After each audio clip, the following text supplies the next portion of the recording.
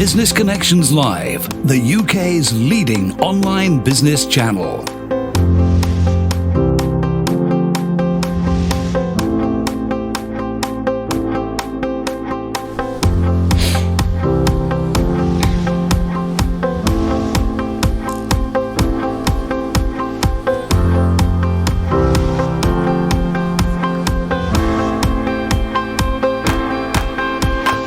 This is Business Connections Live with Steve Hyland. Hello there, welcome along to Business Connections Live, the program for entrepreneurs, SMEs and business owners. Now on today's show we're going to be discussing how to achieve transformation for real. One of the biggest problems that organisations and companies have, corporate clients of ours, we've seen it numerous times, is they talk about transformation, but then when they go through the steps of doing it, they don't really know what they mean. It's a big area, it's a big issue. Joining me in the studio today is Sophie Sabbage. I've done it, haven't I? I've called you the French one. You did. Savage. Sophie Sabbage. She's a transformation specialist. Savage as in cabbage, she told me. Don't French it up. Sophie, it's lovely to have you on the programme today. Thank you so much to be here for joining us. Transformation. Before we get into that, let's find out a little bit about you, because you seem to have a number of different layers to you. You're a transformation specialist, you go into large corporates, but there's also another element, another side to you as well. Let's talk a little bit about that. Tell us a bit about Sophie. Well, I've worked in the field of personal and corporate transformation for 27 years. And I ran my own business consultancy for many years until 5.5 years ago when I was diagnosed with terminal cancer. And I was given a few months to live at that point in time. And that catapulted me into the most transformational years of my life, actually. I mean, it put it to me, do you really know how to do this? Do you really know how to transform an incredibly challenging situation? And there was obviously factors I couldn't control. I still have cancer as I speak to you. But it's been the most brutal, wondrous, creative period of my life. I've written 2 Sunday Times best-selling books. I've launched a new business. I've become a transformer in the cancer world. I speak. It's been it's been a ride, but because of it, when I started coming back into business, I could do it with more integrity, more humility, and more wisdom. So I'm bringing a lot that I've learned from my personal experience and combining that with what I've done for many years in corporations. When you look at corporations and you look at organisations and you look at people you work with, did that realisation, did it make you now look at everything in a completely different light? Were there things that prior to this would have been very important or would have been perceived as being very important now actually weren't that important at all?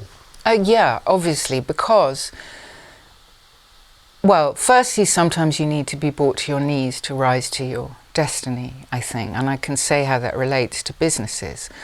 But more than fear, I was riddled with regret when I was diagnosed about what I hadn't done that I wished I'd done, what I had done that I wished I hadn't done. And I became very, very clear about what was most important to me. I wanted to write since I was 10 years old. And it took, you have a few months to live, Mrs. Sabbage, to actually get me to write, to be the writer that I wanted to be. So, I mean, that's just one example. So you pick up your dreams when your life is on the line and you dust them. Pick them off the shelf and dust them down. And then you let go of things that don't matter to you. Similarly, friendships. I found out who my true friends were. Some of my closest friends I never saw again. And then people from years back just reappeared. And so it's incredibly, it distills everything and clarifies everything. And I'm grateful for that. And as you move through it, I would imagine as well, it's constantly changing, isn't it, as well? I saw that. Friends I hadn't seen before, I saw, and then they would come, and then people seem to be at the right place at the right time, don't they? Well, it was surprising to me who showed up and who didn't. But I think one of the great benefits of it is I there are certain things I don't tolerate anymore, like small talk. You know, most talk is moving the air around, if I dare say that. You know, I want relationships with people who are going to be real and get real and stay real. And it's true for my clients. A lot of my work is, let's get real. So does that mean you are sometimes with your clients brutally honest? Well, I wouldn't say brutally, boldly. Let me say I'm boldly honest. Right. And I have nothing to prove to anyone. I don't ask of anyone what I haven't asked tenfold of myself. I know who I am and what I'm about, so I don't have anything to prove. And I'm interested in being of service and making a real difference instead of something that looks good. Why not at that point, before we get into transformation, why not at that point when you're diagnosed with this, sit back, take it easy and do the things like go on holidays, see the world and enjoy relationships, do all those kinds of things? So many people said that to me and still say that to me, but firstly I need to earn a living, so that's just a practical thing. Right. And secondly, that's like a living death to me. You know, when I'm out I ran a transformational weekend just last weekend, and it's intense. It's 35 hours on my feet. But by the end, I had more energy. I was on fire. It feeds my spirit. It keeps me alive. My aliveness is in being of use and being of service in the world. If I stop doing that, I'm half dead already. So it's working for you when you do things like that. Is it working for the people who come on those transformational weekends with you? Do they get the same thing out of it, do you think? I'm very proud to say they do. Very proud. I mean, they come in hunched over, anxious, dark, fearful, and mostly they leave taller, more radiant and significantly lighter of spirit. And some don't, because I don't promise wow factors. I'm not interested in everyone's going to leave on a high. That's not real life. But I give people tools they can take away and continue to transform the quality of their lives day by day. And that's realistic. But saying one shot, and I don't have magic pills. And there are a lot of people saying, you know, rah, rah, when you leave, you're all going to be inspired and changed forever, is just bullshit. So I'm not interested in that. I'm interested in equipping people to do this for themselves whenever something really challenging comes their way. Let's talk. So that's transformation for individuals. That's personal, yeah. When it comes to business transformation, Yes. have we corrupted the word, do you think? Do Oh you my find yourself goodness. going into organisations and they are preaching transformation, but that really isn't what they mean? Okay, yes. So this is my mission in life at the moment. So when I started out in this business in the early 90s, the word transformation was weird. Mindset change was weird. These things were quite weird. Now, we've so misused and overused the word transformation that we've almost killed it. It's now tops the list of of jargon words that business leaders want to get rid of. That's tragic in my view. We apply it to anything from having a haircut to installing a new kitchen. In organisations, we have transformational plans, transformational strategies, transformational directors, transformational departments. We have so many so-called transformational practitioners selling transformational services that it doesn't mean anything anymore. It doesn't mean anything. And I just find that incredibly sad, because the ability to transform and actually transform is not an easy thing to do. But there's way too many people saying, I know how to do it, who actually don't know how to do it. And the word is thrown. I mean, there's a difference between, sometimes you need to adapt, change, evolve, grow, improve. Is that the definition of the transformation? No, none of those things are transformation, but they get thrown in the transformation bucket. So all those things get called transformation. And but they're distinct things that you need to, which do we need actually? Which of those do we need? And often transformation is not needed. You need to change or evolve or grow rather than transform. And I think honestly, it's often used, it's like a big word to make us look good a lot of the time. And the dictionary definition of transformation is a complete change in the character and appearance of someone or something, especially if that change is for the better. So I call it the shift that doesn't shift back again. So I spoke a couple of years ago at a business conference all about sustainable transformation. It was 2 days, presentation after presentation about sustainable transformation, which is a common, until I came on and said those two words give me cognitive dissonance. They don't belong together, because the caterpillar becomes a butterfly, right? It doesn't need to sustain its butterflyness. It just exists as a butterfly. So if you think you need to sustain transformation, then you haven't achieved it yet. You're still going through the change. You're still going through it. That's it. And then you throw another change in, call it transformation, and another. I see this in many clients. And one transformation comes upon another, and then you create transformation fatigue. And suddenly it's a jargon word that business leaders are sick of. And do you have a definition in your mind? I mean, you've kind of said it there already, but is there a clear definition that you would use as somebody is talking to you for the first time when it comes to transformation that sums up the final thing that they will achieve from it? I call it a shift that does not shift back again. So there is a process of transforming, but once that transformation is in place, it shouldn't be able to go back. Then that becomes the way we do things around here, which is my definition of culture. I keep things simple. The way we do things around here, that becomes the norm. Do you think we're sometimes trying to do transformation, and really half the problem is we don't know what we're trying to transform into or from? So that they're looking at their businesses and they don't really understand what they're trying to achieve, but they feel they need to achieve something. I think that's unfair. I mean, my clients are usually pretty clear about what they want to achieve.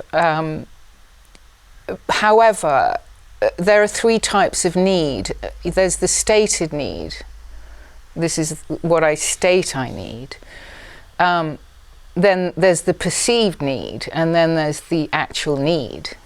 And I go in and do a diagnostic. I mean, often my clients start with, can you help me transform my business? And my response is, if it's really needed, if the commitment is unequivocal, and if the budget is appropriate, yes, I can. But let's first find out if that's what's really needed. Or maybe you need to adapt, or maybe you just need to transform a pocket of your business. So it begins with, is this what's really needed? And let's not do it if it's not, because then it becomes overpromised and underdelivered. And I'm a big fan of underpromise and overdeliver. So identify what is really needed within your organisation before you start talking about it. Don't even talk about it till, and there are things to look for in whether that's really needed.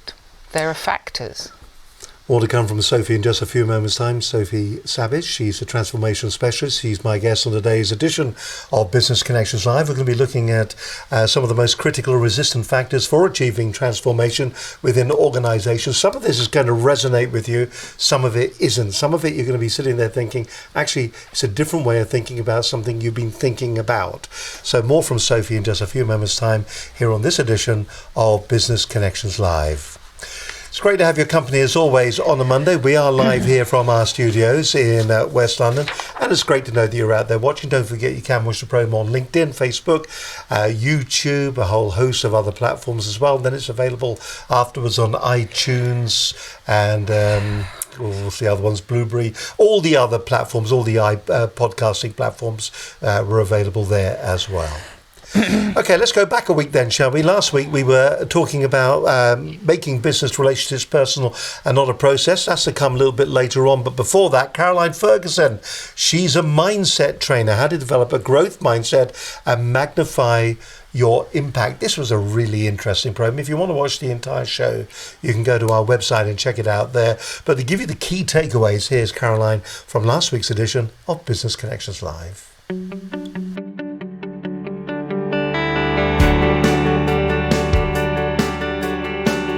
Now, on today's show, we're going to be discussing how to develop growth mindset and magnify your impact. It's going to be an exciting show today. Joining me in the studio, we've got an absolute expert. It's Caroline Ferguson. She's a mindset trainer. Hello, I'm Caroline Ferguson. I'm a mindset trainer and cognitive behavioural hypnotherapist, and I work with entrepreneurs and executives who are getting in their own way, who perhaps have a vision, who want to make a bigger impact, but know that they're preventing themselves, their inner resistance is preventing them from getting that impact that they want to make. And what I do essentially is I teach people how to become more self-aware, which is how to hear the stories that they're telling themselves, the rules that they've set for themselves, which are creating barriers to growth. And one of the tools that I use to help them develop that self-awareness is this very simple acronym, PACES. And in any situation where you feel uncomfortable, where you feel out of your depth, where you feel emotionally in a difficult situation, you can ask these 3 questions, which are going to really help you to get out of that vortex. But first of all, the 5 ways in which we get in our own way are: 1 is perfectionism. We really want to do something well. We're worried that we might fail. Number 2 is approval addiction. The A in PACES stands for approval, and that is all about wanting validation from other people and also not wanting to let them down. Number 3, the C in PACES stands for certainty, and that's all about needing to know that things are going to turn out okay, to know how to do things in the right order, to make sure that you've got all the right kit before you start. That can really prevent you from even getting started. E in PACES stands for ease. It's about the comfort zone. It's about feeling challenged when you step outside your comfort zone, and that can really inhibit growth, especially in your business. And the 5th one, S stands for self-rule, and that's all about autonomy and identity. We set all these rules about how other people should see us and how they should treat us that can prevent us from really communicating openly with others and can disturb us when other people are trying to lead us. So those are the 5 main ways in which we get in our own way: perfectionism, approval, certainty, ease, and self-rule. And the antidote to all of that is to become more self-aware. It's to really understand the stories that you're telling yourself, what's going on in your mind, and also what your values are, what your passions are, what your skills are, and equally what your frailties are. And once we understand that, internally, we need to be able to look outside of ourselves and to understand how the world sees us, and whether or not how the world sees us is going to be delivering the impact that we want. So self-awareness is absolutely the number 1 tool, I think, for living successfully, living a really meaningful life. And the 3 questions which I mentioned earlier that can help you in any moment where you feel uncomfortable, disturbed, where you're getting in your own way, where you're feeling anxious or afraid or ashamed. These 3 questions are: number 1, what am I demanding? Which of my PACES hotspots is being triggered here, and what am I demanding? Number 2 is, what would a good outcome be? It doesn't have to be the perfect outcome, but right now, what would a good outcome be? And the 3rd question is, what action can I take to make that good outcome much more likely to happen? And remember, an action can be changing the story. It doesn't have to be something that you physically move to do. So those are the 3 questions. What am I demanding? Which of my PACES hotspots has been triggered? What am I demanding around that? What would a good outcome look like? And what action can I take to make that good outcome happen? And then you need to dive in and just take that action.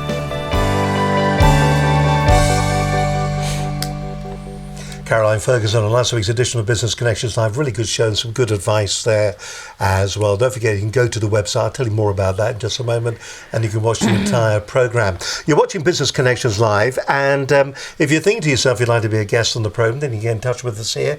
If you are in corporate comms, and you're thinking to yourself, actually, what a great way of getting our message from the board table out to our workforce. Well, why don't you get in touch with us here as well? Because this is the perfect solution for doing that. You can get in touch with us here at Business Connections Live simply by dropping us an email to studio@businessconnectionslive.com. Dead easy to do that. Better still, pick the phone up and give us a call. Let's have a bit of a chinwag, shall we? On 01784 256 777. That's our telephone number. You can follow our stream of consciousness. Also get updates on all the programs as well. If you go to our Twitter account at BCL Business TV, you can watch the program on Facebook too.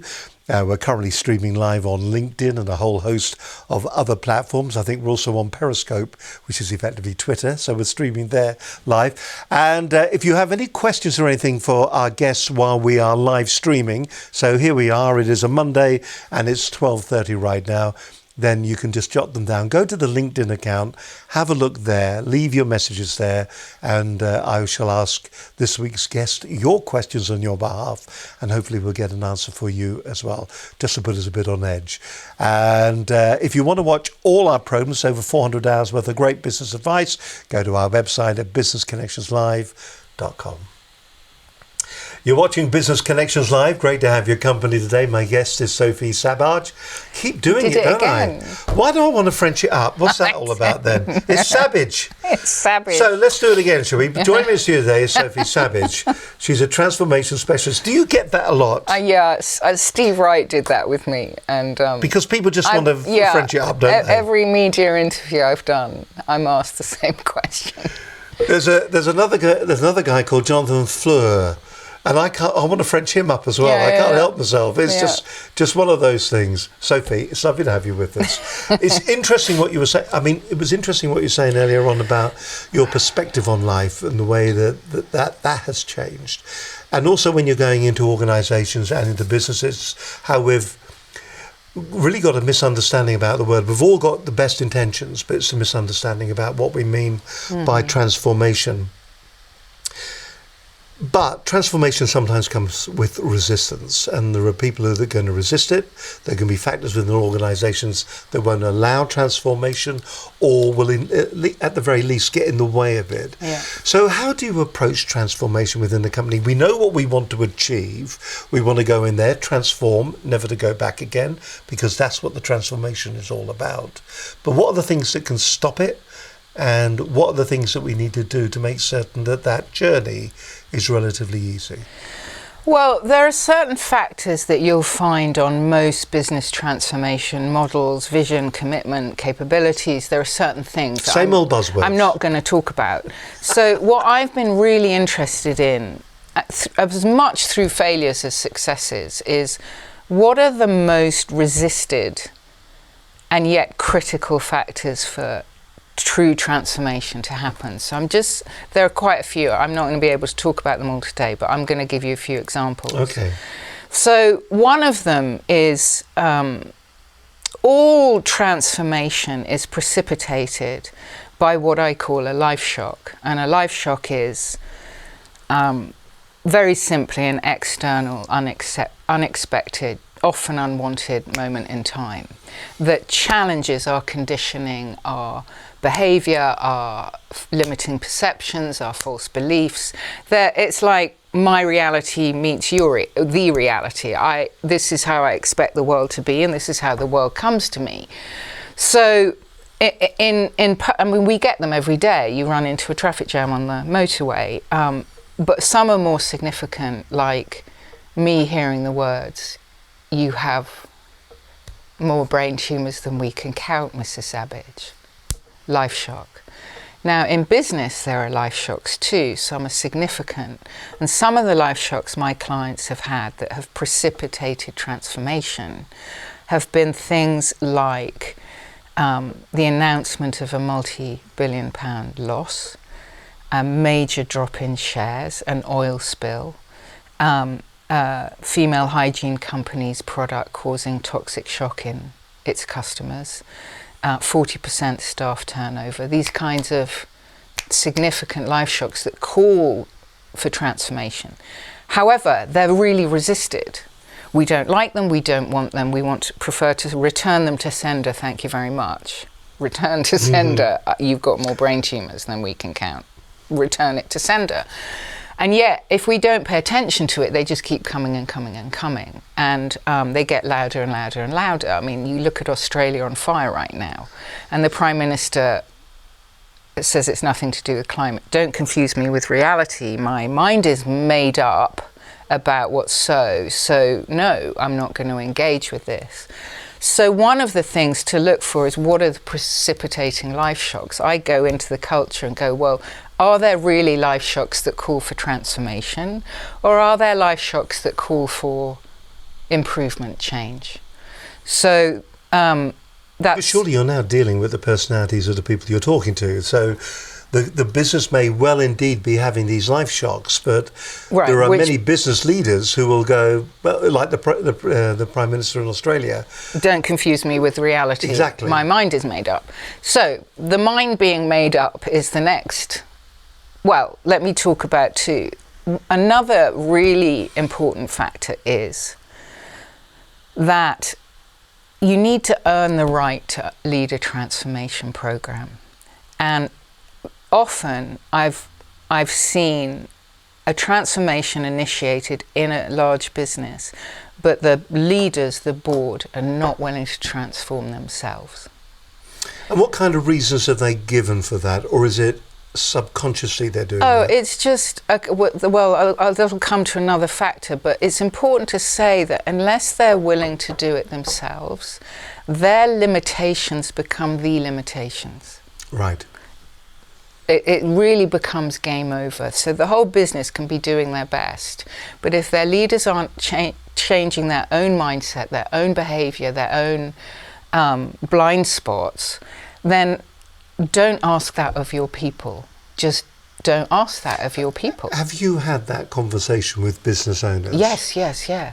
And what reaction do you sometimes get? Successful. Well, I'll give you a story. So, and this is a mindset issue as well. So I was working in a retail business, and they asked me to transform their customer service. I went in and found out they had 40% staff turnover, and I went, now that's very interesting to me. Mm-hmm. And I did a diagnostic. I found a very fearful culture with a bullying leadership style, and the staff, their mindset was, I have to get everything right or else I'm going to be humiliated and reprimanded. Also, I have to be positive all the time or I'm going to be seen as weak. It was all over the culture. And then I saw it. I went to a store one morning, and one of the senior directors used to shop at this store every Saturday. It was his local store. And the staff were so afraid of his arrival that the product availability was a very important KPI in this business. They knew what products he wanted, so they removed them from the shop floor, kept them in the storeroom on Saturday mornings, sent a meerkat out into the car park like a sentinel to watch for his car. When the car was seen, he's coming was passed through the car park to the shop. Suddenly all the products were out, all hands on deck. Everything was as it should be. Everyone was smiling. It was all perfect. And what he walked into was a lie. Yes. Complete lie. Anyway, I went to the board, the hallowed board, and told them this story. That you don't need a customer service program. You need a leadership program because your people are scared. And they're so scared of you, they're not serving their customers properly. And the CEO, this was my life shock, he goes, do not remove fear from my business. It's how we get results. And I felt this homeopathic dose of terror ricochet through my whole body on behalf of everybody who works for him. And now I'm thinking, if I tell the truth right now, I'm going to be reprimanded and humiliated. So now I'm thinking like his people are thinking. So I took a very deep breath and I said, that belief is why you have 40% staff turnover and your people lie to your managers. Did you just let it hang there for a moment? Yeah, it hung for a minute. And he resisted it for a minute. And then he said, are you saying if I remove fear from my business, we can get better results? I said, I'm suggesting it's the only way you can move to the next level as a market leader. And 3 days later, he signed off a multi-million-pound budget. But that one belief, fear is how we get results, permeated the entire culture. What I think is sad is that I think that is more common than we'd like to believe it is. It's more common than we'd like to believe it is. But that was a very classic example. There have been other CEOs I've challenged, and they're not up for it. So and that then leads to the question that as leaders, they're not really leaders, are they? They're just psychopaths in a position of power. Well, I think that's harsh. I don't think they're psychopaths. Harsh but fair. But to do this with integrity, you need to lead from the front. And which brings me to another, probably the most blech factor of all, like blech, is, and this is a crucial part of transformation, is the willingness to surrender control, to be vulnerable, to fail several times over and be transformed by that failure, not in spite of it, because of it, to be very uncomfortable. That's essential for transformation. Transformation involves a death. I know this personally. It involves the death of how it was in order for how it can be to come forwards. So we need to be willing to be uncomfortable and vulnerable and fail. And many, many people are not up for that. And yet, it's in those moments. I mean, I remember just personally shifting the belief, the reality. Well, I am terminal. That's what I kept being told, you're terminal. And I remember shifting that, and it was gut-wrenching for me. My daughter was 4 years old. I was heartbroken. But I moved from that to, we're all terminal. We're all terminal. So I'm not so special. But what makes me special is that I've been put on notice. Yes. So now, how will I be and what will I do with my one wild and precious life? And in a way, that was one of the most vulnerable moments of my life. Nearly dying twice has been incredibly vulnerable. But I've emerged like a caterpillar from I've emerged from that as a very new person, and it doesn't need to be that extreme. I mean, in this business, that director he's coming, that guy, I worked with him in front of his team, and he became very vulnerable. I knew I needed to get to him because he was a lightning rod for the whole thing. And I opened him up and he opened up, and he was believing I have to do things perfectly or I'm going to let everybody down, I'm going to disappoint the board, I'm going to fail and be a failure, so I have to make sure everything is perfect. So he kind of was a very ethical man, actually, who was doing his best. And he came, and he was very vulnerable when he said that in front of everyone. And he came to see that way of thinking was causing the very problem he sought to avoid. And he changed, and he would go into his store and say, how are you doing? What are you feeling today? Any problems? Anything I can help you with? Like that. And when he started being like that, it gave permission for many, many other people to say, I'm not okay today. They even had a KPI that was about getting things right. And we changed it to admitting mistakes and learning from them. So now I get rewarded for admitting mistakes and learning from them. Very simple thing to do, but created a vulnerability and a willingness to admit mistakes and to say, I'm struggling with this, or I failed at that, without fear of punishment. So at one level, it's just like that. But you need to be willing to die to some degree in order to transform. And if you're not up for that, don't do it. If you want to stay comfortable, go do something else. Really, there's nothing comfortable about transformation. More from Sophie Sabbage in just a few moments' time, our transformation specialist, here on this edition of Business Connections Live.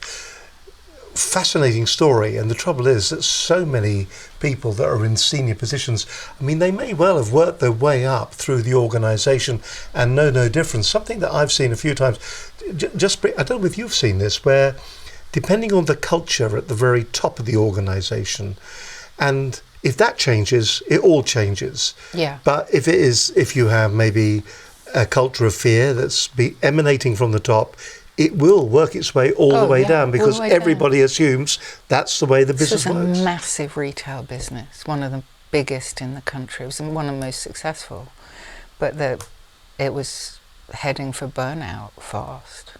Gosh. Sophie Sabbage, my guest today. It's great to have her on the programme, and I hope you're enjoying today's show as well. Okay, let's go back a couple of weeks, and we're going to hear from Alistair Greener right now. He is making business relationships personal and not a process. He's got a very interesting way, actually, of dealing with potential clients. We do tend to talk to clients on an ongoing basis, and we'll send them the odd email. What he does, actually, and I quite like the idea of this, he says thank you in a very tangible way. I'm Alistair Greener. I run a training company called Present Yourself. I also talk about making business relationships personal. In other words, take out the box ticking exercise and make those relationships mean something. I have a 5-step way of making sure that our relationships are more personal, more genuine, and are going to prove to be more valuable to us, not just personally, but also in business. Number 1, make sure that whenever you are having a business relationship, it is about the person you're having a relationship with. Don't create solutions for problems that don't exist. Listen to your customers, understand who they are, get underneath the veneer, get underneath that surface and really get to know them. And they will become your brand advocates because you have that relationship with them. Secondly, I always think it's important to go one step beyond. Don't just say it. Don't just say about putting the customer at the centre of everything you do. Actually think about ways that you can do that. Try not to oversell and underdeliver. Make it the other way round. Have some nice surprises for your customers and your clients that they suddenly think, I wasn't expecting that follow-up call. I wasn't expecting those extra course notes that you've given me. Whatever it is for you, though, you can give extra value to your customers.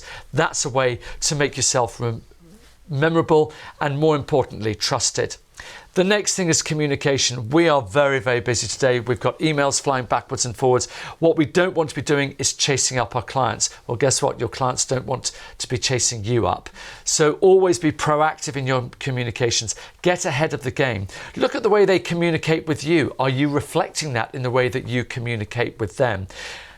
Make sure that whatever communication you have is to the point, it deals with what you need it to be, and is doing something to extend that relationship. It's not a stock standard generic email. Remember I said, ban that word generic. We don't want it. We want to make sure that it's real and it's authentic.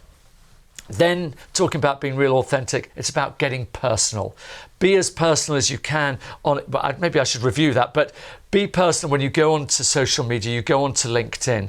Make sure you actually have a genuine interaction, that people realize that you have actually engaged with them properly. You're not just there whipping down through the list of everybody that you might think you want to say hello to that day. It's not about quantity, it's about quality of that communication. Then, of course, the final one is say thank you. Thank you for being my client. Thank you for helping me, and thank you for all the business that you're giving me. Simple little things. Once you've built up trust, once you've built up that relationship and your client knows you're thinking about them, just a handwritten note. Maybe it's a tray of cupcakes. Maybe it's a gift that means something personal to them. And we're not talking about spending a lot of money. It's the thoughtful thought that counts, as John Rulin would say. And if you do all of these things, and yes, will you do all of them? No, I don't do all of them, but I aim to try my best to do as many of them as I can. And that way I'm going to have business relationships that matter. They're going to be relationships that are going to recommend me. They're relationships that are going to become my brand advocates. And if I can do that, I don't have to spend so much money on marketing. I don't have to spend that much money on publicity, because all of my clients who I've been looking after will be helping me get more business. I hope it gets you more business, and just make sure you don't pay lip service to communication. You personalize the personalization process and make your business relationships personal, not a process. Alistair Greener there on Business Connections Live. If you want to watch the entire programme, really good show actually. Business Connections Live 268, went out on the 8th of July 2019. Alistair Greener, he's an MC, he's a speaker, he does training as well.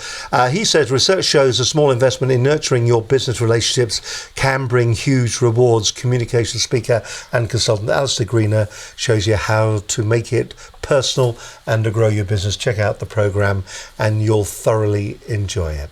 You're watching Business Connections Live. Great to have your company as always. Sophie Sabbage is my guest on today's program. She's a transformation specialist, and we've been looking at what transformation is all about, why you need to be doing it within your business, why it, to all intents and purposes, is a bit of a one-way street as well. When you transform, you shouldn't be looking at ways to get back again. This is a one-way street. You're going in one direction because you're transforming, hopefully, because you've identified it, from something that probably isn't working quite as well as it should be to something that is working at least better than this. So that's what we're talking about, transformation. Sometimes the word is bandied around and people don't really understand what they're saying. They think it means all sorts of different things. We alluded to some of the things that will hinder transformation. Are there any other things that will stop transformation within an organisation? Well, yeah, I have quite a list. I'm sure you have. Call me if you want the full list. There is one really simple one that most of what stops it is unconscious. There's a lot of mindset change around at the moment, and a lot of it doesn't actually get to the unconscious factors, really get down to it. And so there's one particular thing that I've identified, which is when we make a commitment to something, and commitment is fundamental to transformation, there are unconscious conditions that are going on that we're not aware of. So there are times, right, when you commit to something, part of you doesn't get it. And there are other times you commit to something and it's like a full-bodied commitment. We all know the difference. So like on a personal level, I commit to lose £10 provided that, this is the unconscious part, nobody offers me chocolate. Right. Do you see how that works? I see how that works, yeah. Or I'm going to lose weight, I'm going to stop eating potatoes. Provided that it's easy. Provided that, like that. And there's a lot of those that get in our way. And in business, it can often look like, well, I'll transform the business provided that it's comfortable. I'll transform the business provided that I don't have to change. I'll transform the business provided that there's no failures along the way and we just keep succeeding all the time. I flush these things out when I'm working with clients because they become counterintentions. Yes. So you commit to this, but you end up going this way, and the unconscious conditions often win. And some of them are quite because they're the norm, aren't they? Yeah, but and so you need to turn them into, I'll commit to this even if it gets uncomfortable. I'll commit to this even if someone gives me chocolate. I'll commit to this even if I need to lead the way. Then you harness the very thing that's getting in your way. Or you just, sometimes they're important, like I'll apply for this job provided that I'm qualified. That's a completely reasonable condition. So you need to go, what are the conditions I want to keep? And what are the conditions that I need to drop?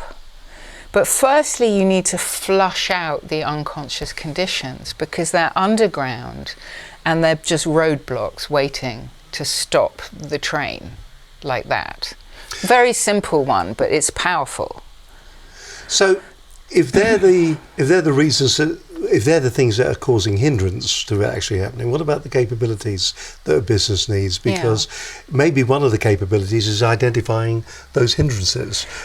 Well, okay, very important question because, well, firstly, if you're doing transformation and you're not doing what I call deep dive mindset transformation, then you're going to run into trouble because everything is built on human perception, structures, systems, everything. So if you're changing the structure and not changing the mindset, it's going to go belly up at some point. So that's really, really important, and the capability to do the deep dive into what's really underground is important.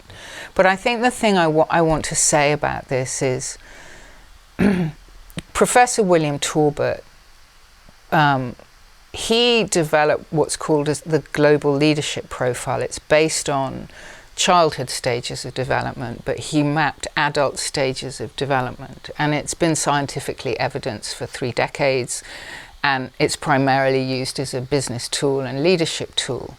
And there are stages of development starting with opportunism, which is a toddler. I, my, me and mine, the world exists to serve me. As an adult, that's a dictator and a bully. So we get stuck in certain stages of development, and it goes through and through and through various stages. I'm not going to get into them now. But quite a late stage of development is transforming, is the ability to transform. And with that, when I'm there, I can transform myself, others, and the situation in equal measure. I can see the system and transform the system. I can work with unconscious forces. Many things come with that level of development. And I have walked my talk and been to the depths of my own transformational capacities to get here. Only 10% of people profile at that level of development. 10%. Gosh. And a lot of transformational consultants and leaders are really, there's a level called expert. They're change experts, wearing a great, and there are some really true transformers. But I say that because I want us to get, this is... But is that going back to where we started, a misunderstanding of what we mean by transformation? Because that's what the whole program's about, isn't it? It's become the jargon that is used. It's the right words to say when you're talking to somebody. Yes, and yet it's so, you need to earn it. Learn the ability to transform yourself or anything is honestly, it's a rarity. It's not the norm. It's a rarity. And often when I go into businesses, the boards are usually experts and achievers. Those are 2 other levels. And I look for the transformers in the business who are actually qualified to do it, but they work for people who aren't. And I often say to boards, we need to find this level of development in your business and put them on the board and have them lead the transformation. But what tends to happen is that, the board is sometimes not going to be made up of those kind of people anyway, because they're going to have different skills, aren't they? Yeah. Particularly where you've had, shall we say, somebody who's come in, started a business, grown it. He will not have the necessary, or she will not have the necessary skills. Why should they know how to do that? Exactly. So find someone, and same But the trouble is, they're going to go out and they're going, obviously we need to transform the business, we need to do something. They're going to go out, they're going to put it into Google, God love it, transformation specialists, and they get people who are very similar to them, and they're going to be looking for someone who is similar to them as well. Well, there are certain questions to ask when you're bringing someone in to do it. This is interesting. So what are they? What are the questions then? Well, the first question I would ask is, what have you transformed in your own life? That's the first question I would ask. So they can't transform it in their own lives. What have you transformed in your own life? Because if they haven't, don't hire them. I like that one. Really? That's one question.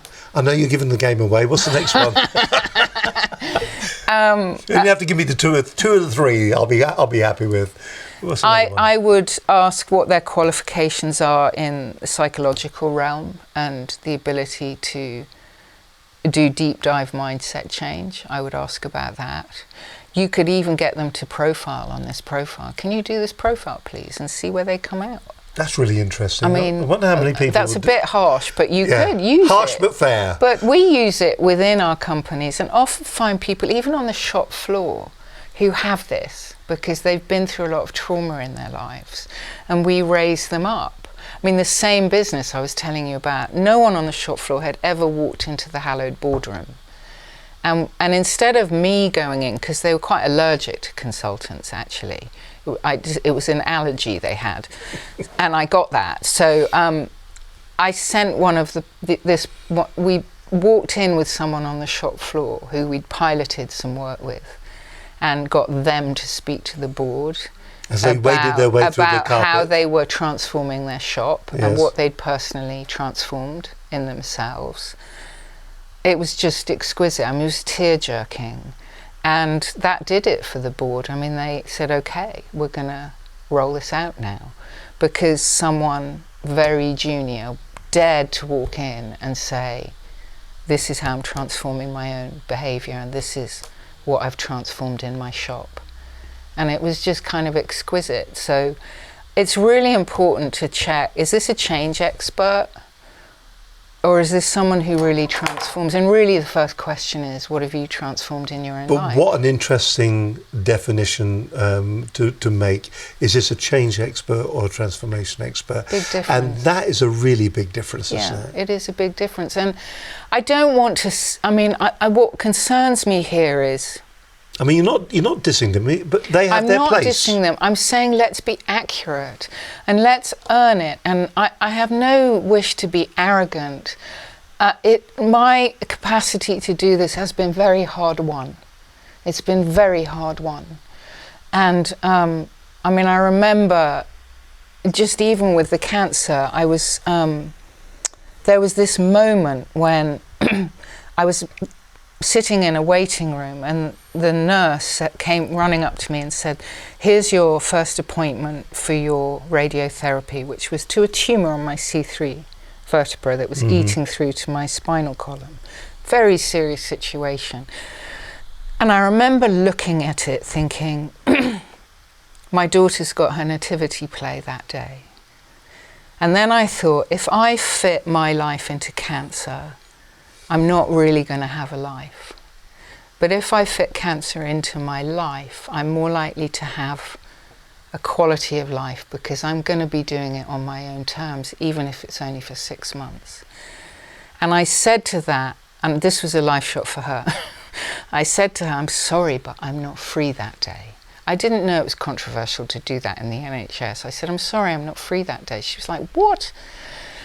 But in that moment, I took my power back, and it was a high-risk thing to do, but I took my power back, and it was a psychological shift, and I took charge of my situation at that point, and I decided I'm going to live between I'm going to exist and operate between my fierce will to live and my necessary willingness to die. That is the space I'm going to operate in. And I created strategies for both. I still have strategies for both. So, and I turned a death sentence into a life sentence. I turned it into a life sentence. I'm more alive than I've ever been, even though I'm walking around with a terminal illness.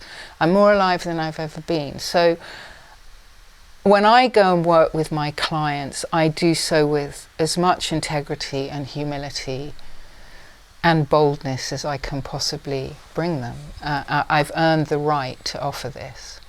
And may we earn the right, whether we're leaders or consultants, may we earn the right. So Sophie Sabbage is my guest today, transformation specialist here on Business Connections Live. I hope you're finding it inspiring today. I must admit, I'm sitting here and so much resonates in what you're saying. And there are moments when you're going through the treatment where you have to be you, for you. How else to be? Well, you can deny it and return it to sender and let your oncologist make all the decisions. I'm an expert in my own disease, and that has saved my life several times. Sometimes I've known more about my illness than my clinician. And they have. Because I have made myself an expert in my own disease, not a transformer yet, or I would be cured. So I've hit the level of expert in my disease. It's not bad going, though. Not bad going. But I have transformed the quality of my life and my aliveness because of what I know and what I've been teaching for 25 years. And that very much saved my life when I needed it to. Sophie Sabbage, my guest today on today's programme. Hope you're enjoying it and finding it informative. Don't forget, we have a live programme each and every week if you fancy being a guest on the programme. Better still, actually, not just being a guest on the programme, but what you can do with the assets, the content, the programme, if you do become a guest, and what you should be doing with your business. Most businesses today suffer from obscurity. That's one of the biggest problems. Business is silo-driven. You drive onto an industrial estate and you will see businesses there. The big signs are there. They're going to be employing 100 people, 1,000 people, 2,000 people, and they will have names above their doors that you have never, ever heard of. Who are they? Well, if you come on the program, if you want to, you can showcase your business by coming on Business Connections Live. And there are a number of elements, a number of reasons why it's a good thing to do. Positions you as an industry expert for a start. That's one thing that's important. Why should you be talking? Do you have the way for the actual things that are needed to be an expert? It increases your personal brand. It tells your brand story. It engages with your audience as well. And then you've got all the knock-on effects, media campaigns that you can do, because now what you're doing is you are actually using some of this content in your media, and you can use it in press releases. You can repurpose the content that you have. So press releases, booklets, ebooks, all those kind of things as well.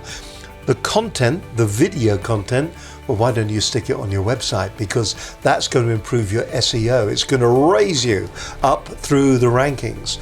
Better still, use it as an introductory card to new prospects, new clients. Gives you an opportunity for them to see what you look like. And then, of course, your media campaigns, cross-media campaigns, radio, television, broadcast, the internet. You've got all the assets now to actually produce that. It's also a bit of a showcase for you as well to get onto other broadcasters as well. I mean, maybe Sky, maybe the ITV, maybe BBC are looking for somebody to come on as an expert on one of their programs. Well, it gives you an opportunity to show to them that you can actually do the business when you come on the program. So if you're interested in doing that, get in touch with us here at Business Connections Live.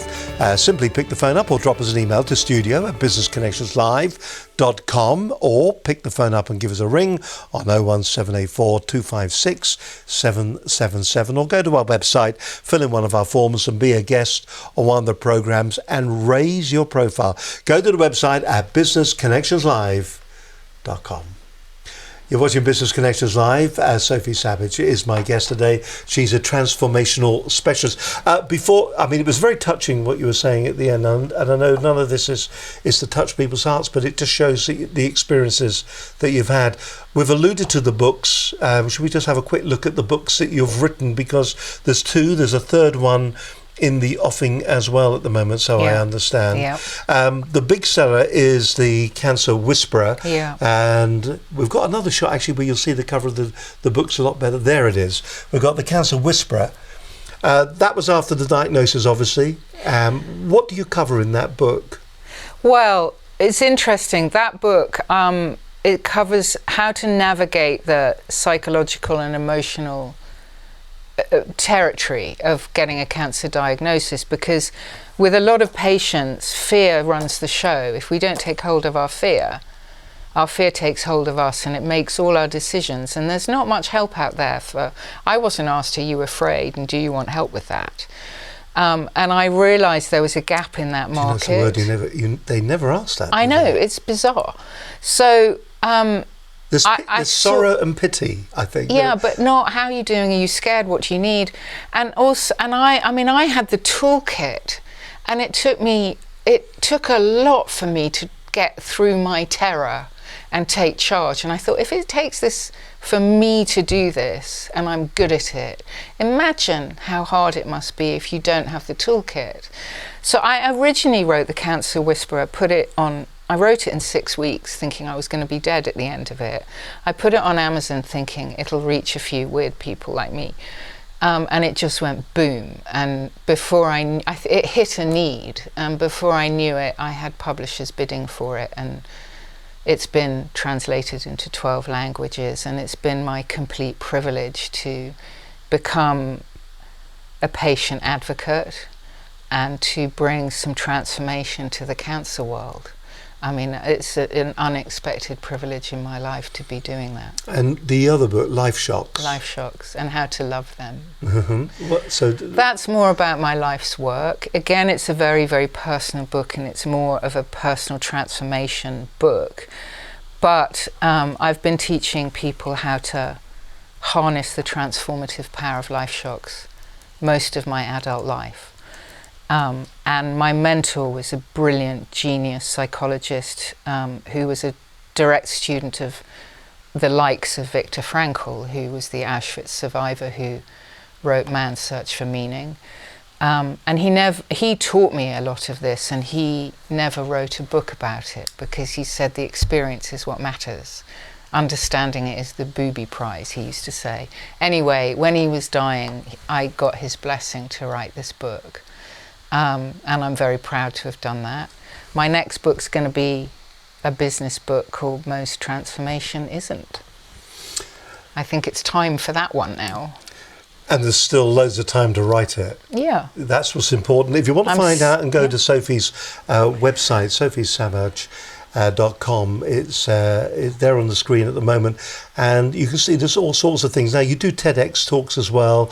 You're a speaker. You've been on BBC News. You've been on Steve Wright in the afternoon, and but more importantly, it's the advice, it's the understanding.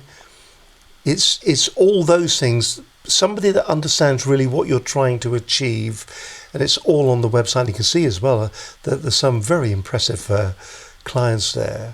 When you talk to clients like that, I mean, we've got the Unilevers and even to the NHS and some of the other large corporate organisations.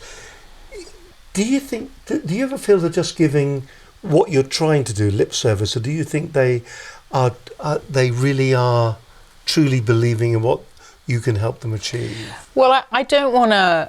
I don't want to name clients and disclose what I've done in any particular client context. But the thing is, I go in and I don't promise transformation. I say, let's find out what you need. And in some of these clients, I've helped them change. I've helped them improve. I've helped them grow. I like that. And I've helped pockets of the business transform. And actually, it's rare to transform the entire business. I've done that less often, but I think that's proportionally appropriate to do that less often. I haven't helped all these businesses transform. They didn't all need to transform. Some of them did. And I worked with a construction company once, and what started with the leadership was all going great. Then I start working with the guys on the site, and I mean, they were just not going to go into vulnerability and talking about what they were believing. And I mean, it was just not. They just wanted to get on with their job and have their cup of tea and do what they were good at. So I said to the board, we need to stop. Don't ask this of them. Lead it for them, but don't ask this of them. And I'm gonna leave you here. I'm not gonna do this for you because it's not gonna work. I don't want to do work that doesn't work, so I'm not interested in that. So occasionally I have equipped an entire business to transform. I always equip the people within the business to transform, always. And sometimes I help them transform pockets of the business that really need it. I should have asked this at the very beginning of the programme, but what's the thing you find yourself saying the most often when you go into businesses, when you meet them? What's the thing that is the most common either thing that you say or situation you find yourself in? Is there one? Or is everyone different? I think, I don't know if there's the most common question, but I think the most common experience is challenging the expectation of transformation and saying, let's first find out if this is what you really need. Let's not go there unless you really need it. because it's painful and uncomfortable. And there's a break in the word breakthrough, in case you missed it.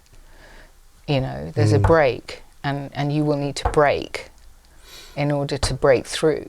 Yeah. So I'm not taking you there unless you need to go there. Let's not do that. And then we start with a diagnostic to... That must be quite refreshing for a number of people that you talk to. It often gets me the job. I'm sure it does, because it's considered, isn't it? Yeah. And it's not about me and I want you. I mean, I remember pitching in one business, and the reception was full of suits and angst and fear. I mean, I could feel it. I was with my colleague and I said, can you feel the fear? They were all lining up to pitch. And we made a very deliberate choice at that moment to take off ties and to not do a PowerPoint and to just sit down and have a conversation about how to deliver service with soul. And we were quite a fledgling little thing at that point against big consultancies. But they hired us. They said we were a breath of fresh air because we didn't go in and we're going to tell you how to run your business because we're so great. We just talked about what's possible in service and let's find out what you really need. They went, that's such a breath of fresh air, you've got the job. Bring in your tool bag of tools with you. Yeah, that's what exactly. you were doing. Look, we've got this bag, it's got a load of tools in it, we'll share them with you. We need to be more humble about this, and we need to be real and realistic.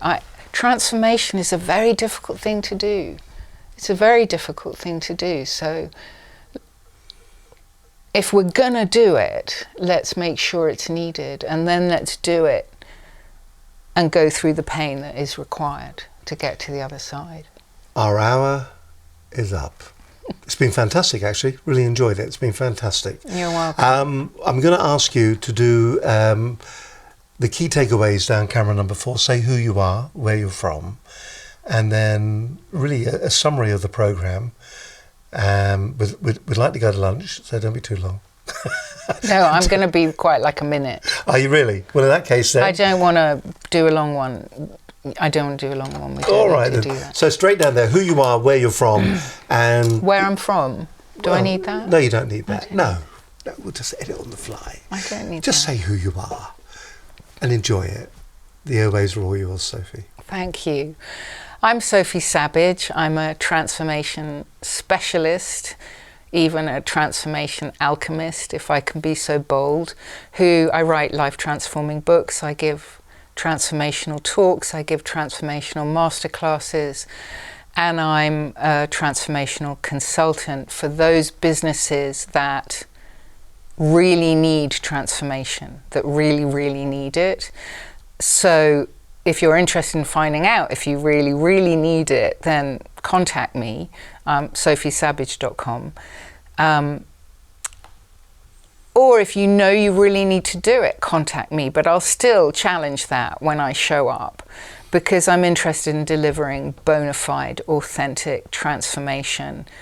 That's what I'm interested in doing. And if that's not where you're at as a business, these are the things I want you to take away from this interview today. Firstly, is the transformation really needed? Start there. Or do you just need to change, adapt, improve, evolve, grow? They're different things. Don't confuse them.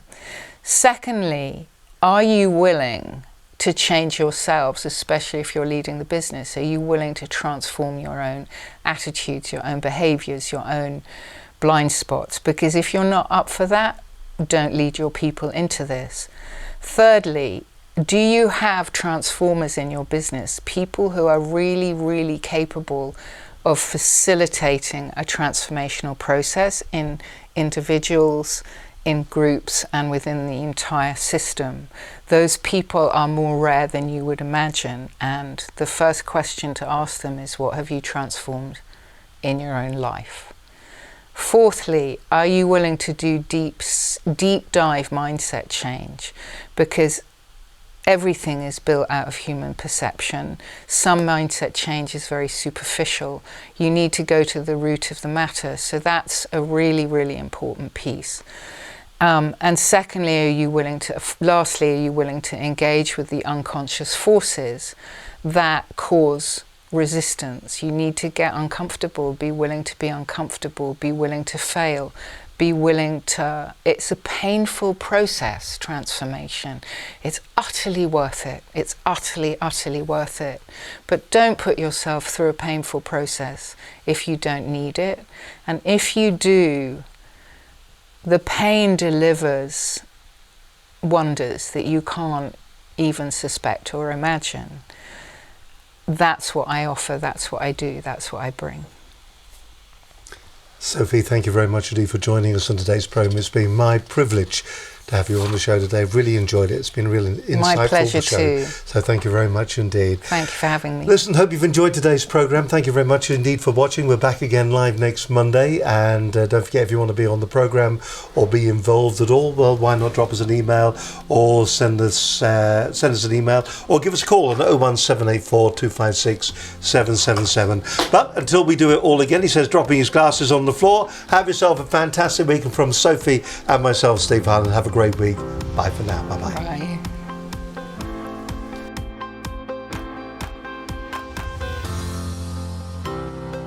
Business Connections Live, the UK's leading online business channel.